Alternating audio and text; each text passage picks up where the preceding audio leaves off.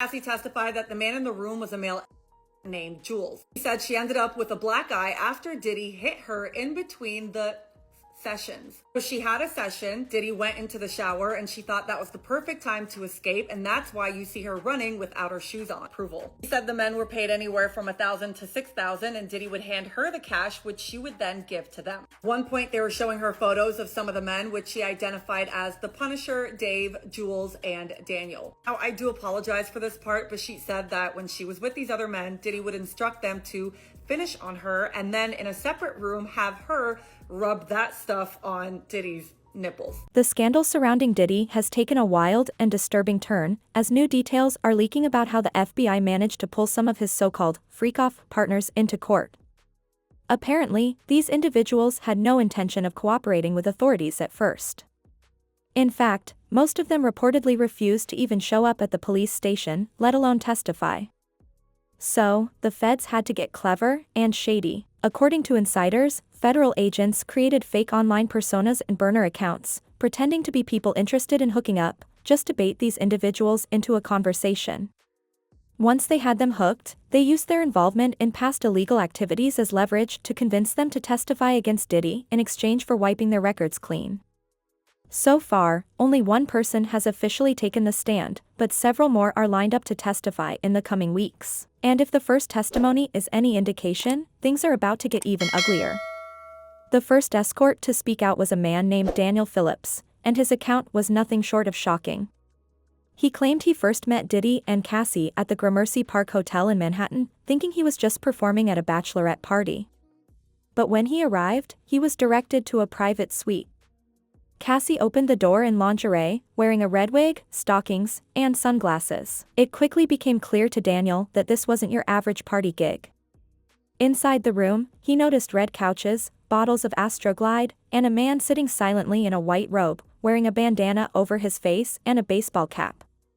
From the voice and presence, Daniel identified the man as Sean Diddy Combs. What followed was a disturbing encounter.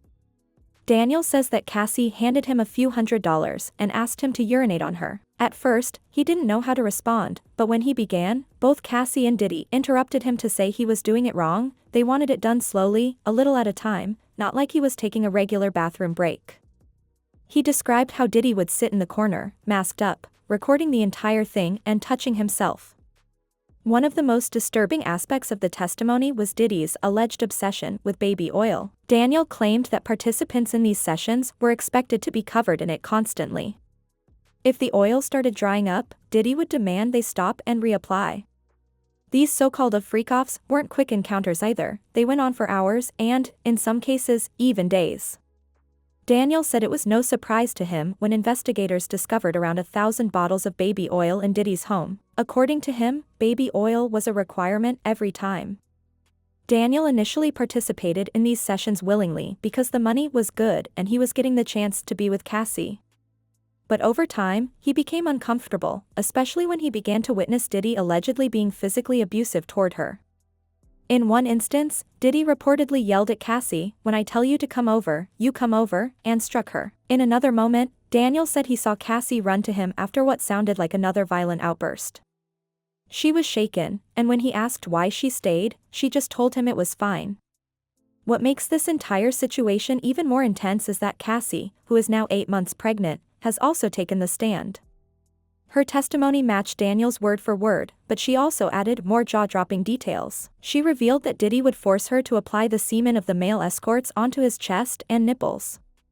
Sometimes he would be in the next room, watching her on FaceTime and giving instructions on how to perform. Cassie said she felt like an object, constantly being used and violated for the pleasure of others. She questioned why a supposedly straight man would be so fixated on having another man's fluids rubbed all over his body, but she was never given answers, just commands. Cassie's testimony about her relationship with Diddy has taken an even darker turn, with new details surfacing that paint a deeply disturbing picture of the life she lived behind closed doors. She shared that she was only 22 when Diddy first pulled her into what he referred to as a freak-offs, a term used for his bizarre and degrading sexual gatherings. At the time, Cassie said she was overwhelmed, confused, and terrified. She admitted she went along with it not because she wanted to, but because she feared the consequences of saying no. According to her, even the smallest mistake, like making the wrong expression, could set him off. She learned early that disobedience meant violence. She described one of the first incidents where things went left quickly, saying the moment she hesitated, she was slapped in the face. The abuse wasn't always physical, sometimes it was mental. Diddy would harshly correct her tone or tell her to fix her face, and during arguments, he would escalate things into physical assaults and drag her around like she was nothing. She also revealed that he forced her to call him by a nickname taken from her own grandfather, twisting something familiar and personal into something disturbing. One of the most shocking parts of her testimony was her account of how he coerced her into participating in these freak-offs even when she was menstruating. She said it didn't matter to him, he demanded it regardless of how she felt. Cassie opened up about how degraded she felt being constantly urinated on, not just by Diddy but by random men he brought in. There were moments where she choked on the urine because there was just too much, and yet she was still expected to keep going. She confessed that she would be physically punished if she refused to open her mouth or didn't go along with it exactly the way he liked. Sometimes, Diddy himself would join in and urinate on her alongside the other men. Cassie made it painfully clear, none of it was consensual. She said it was obvious to anyone present that she was not enjoying it, not willing, and definitely not comfortable. She described laying on the floor, degraded and helpless, as two men urinated on her while she fought not to gag. Cassie explained that Diddy found many of the male participants on Craigslist. Over time, what started as rare occurrences turned into something that took over her life. The music, the thing she originally signed up for, became secondary.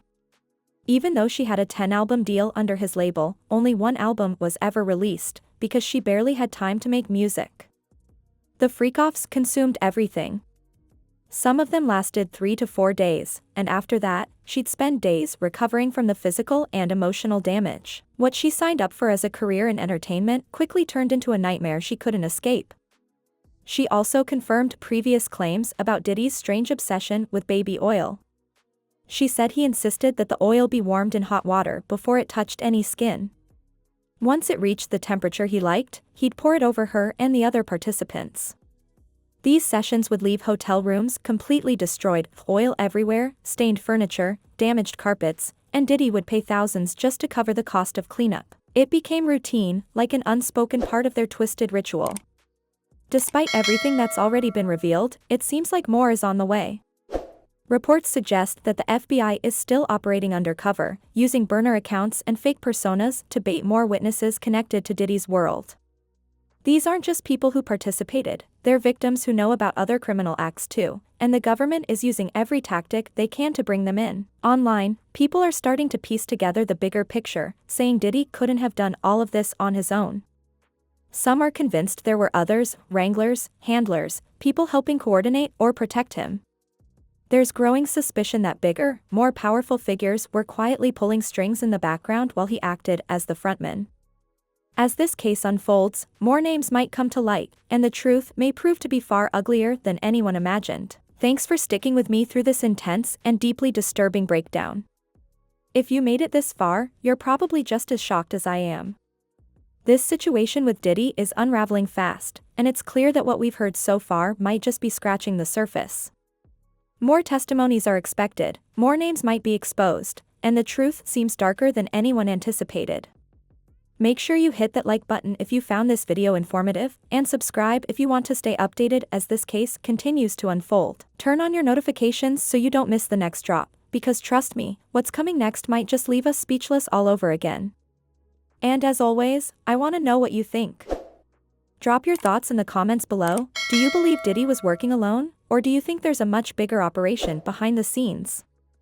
Let's talk about it. Until next time, stay safe, stay informed, and stay tuned.